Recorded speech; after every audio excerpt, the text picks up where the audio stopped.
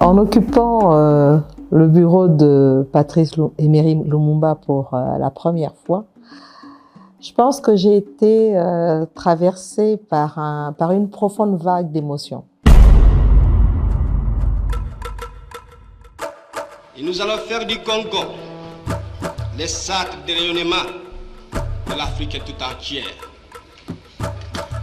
Nous allons veiller à ce que l'unité de notre patrie profite véritablement à ses enfants. Il y a 5 points essentiels qu'il faut prendre en considération quand on parle de Patrice Emery Lumumba. Lumumba, martyr du nationalisme africain et héros de la lutte pour la libération, a défendu notre liberté et notre dignité. Son audace face à l'oppression a fait briller notre nation comme un symbole d'unité pour tous les Africains, ouvrant ainsi la voie à la dignité et à la souveraineté.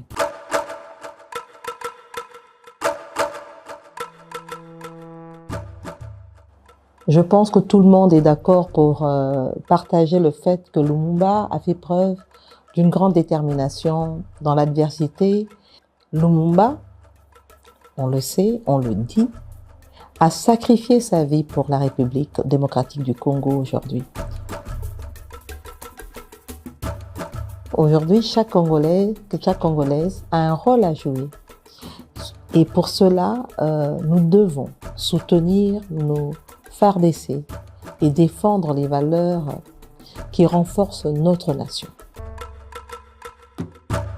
La vision d'un Congo libre et autonome de Lumumba, vision que partage le président de la République, Félix Antoine Tshisekedi Tshilombo, nous inspire à travailler vers un avenir meilleur tous les jours.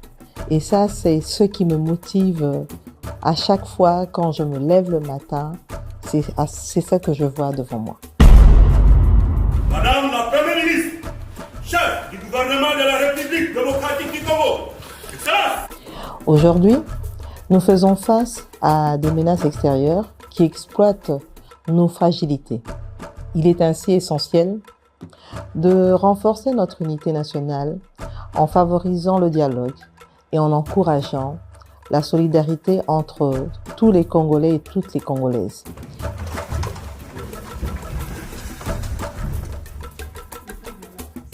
Notre force vient de notre diversité et c'est ensemble que nous pouvons surmonter les défis et protéger notre intégrité nationale. Lumumba croyait en un avenir prometteur pour notre pays. Aussi, j'encourage les jeunes Congolais et Congolaises à avoir foi en eux, à travailler pour construire un avenir meilleur pour notre pays.